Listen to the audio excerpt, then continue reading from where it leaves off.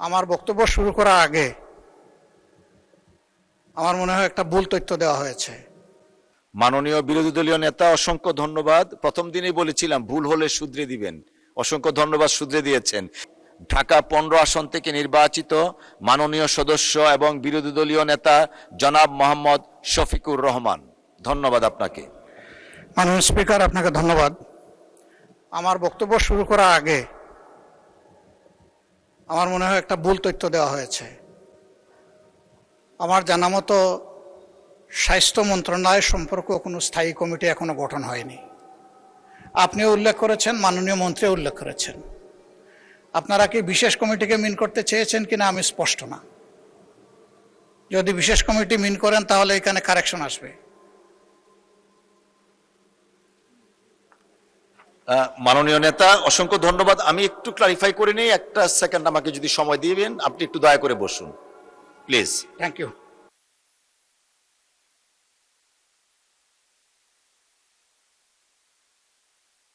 মাননীয় বিরোধী দলীয় নেতা, অসংখ্য ধন্যবাদ। প্রথম দিনেই বলেছিলাম ভুল হলে শুধরে দিবেন। অসংখ্য ধন্যবাদ, শুধরে দিয়েছেন। সেই হিসাবে মাননীয় স্বাস্থ্যমন্ত্রী, আপনাকেও বিনয়ের সাথে অনুরোধ জানাবো, দয়া করে আপনি আবার শুদ্ধভাবে পড়েন। ধন্যবাদ আপনাকে। মাননীয় স্পিকার, বিলটি পড়ার সময় আমার খটকা লেগেছিল, কিন্তু যেহেতু লেখা পড়ে ফেলেছিলাম।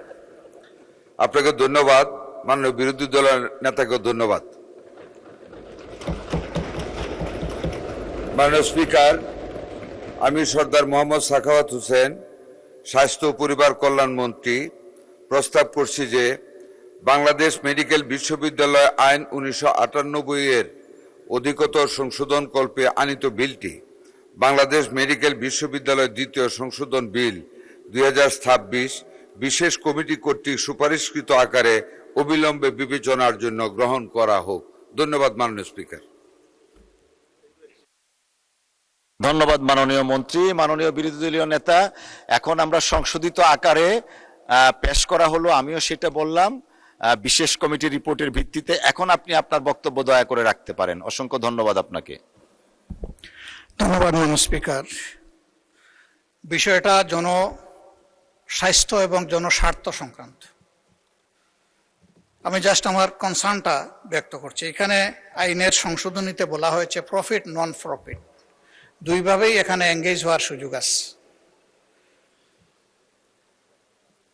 স্বাস্থ্যসেবা জনগণের অধিকার, কিন্তু আমাদের সীমাবদ্ধতার কারণে আমরা শতভাগ সেটা নিশ্চিত করতে পারছি না। এর মধ্যে সরকারি যে সমস্ত প্রতিষ্ঠান আছে সেগুলো তার সীমাবদ্ধতার মধ্যেই সেবা দিয়ে যাচ্ছে। আমাদের দেশে টারশিয়ারি লেভেল স্বাস্থ্যসেবা সরকারিভাবে একটাই, সেটা বাংলাদেশ মেডিকেল বিশ্ববিদ্যালয়। এই জায়গাতে কারা আসে?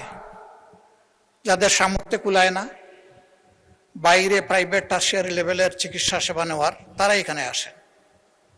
এখন এখানে যদি আবার প্রফিট বেসড কোনো ইনিশিয়েটিভ নেওয়া হয় বা যুক্ত করা হয়, এখানে জয়েন্ট স্টক কোম্পানি থেকে এটা রেজিস্ট্রেশন নিতে হবে। জয়েন্ট স্টক কোম্পানিতে রেজিস্ট্রেশন যারা নেয়, নেচার দুই ধরনের, একটা হচ্ছে বিজনেস বেসড আর একটা হচ্ছে চ্যারিটি বেসড। এখানে যদি শুধু চ্যারিটির মধ্যে, নন প্রফিটের মধ্যে কিছু থাকে, আমার কোনো আপত্তি নাই, কিন্তু প্রফিট কনসার্ন কিছু আসলেই জনগণের উপরে কিন্তু আবার একটা বড় ধরনের দায় চাপবে। যেটুকু স্বাস্থ্যসেবা পাওয়া যাচ্ছে সেটাও বিঘ্নিত হওয়ার আশঙ্কা দেখা দেবে। তারপরে এটাকে অপারেট করতে গিয়ে মেকানিজম যেটা করা হবে, সেখানে আমরা শতভাগ যদি ট্রান্সপারেন্সি নিশ্চিত করতে না পারি, তাহলে যা আছে সেটাও শেষ হয়ে যাবে আমি মনে করি। আমার এই ধারণা থেকে আমি অনুরোধ করব যে মাননীয় স্বাস্থ্যমন্ত্রী তার বিলটাই প্রত্যাহার করুন, আরও চিন্তা ভাবনা করে স্বাস্থ্য সংক্রান্ত স্থায়ী কমিটি গঠন হোক, তারা আরও বিবেচনা করে ভবিষ্যতে যদি কোনো জনকল্যাণকর বিল আনতে হয় তাহলে সেটা আনাই যুক্তিসঙ্গত হবে বলে আমি মনে করি। মাননীয় স্পিকার, আপনাকে ধন্যবাদ।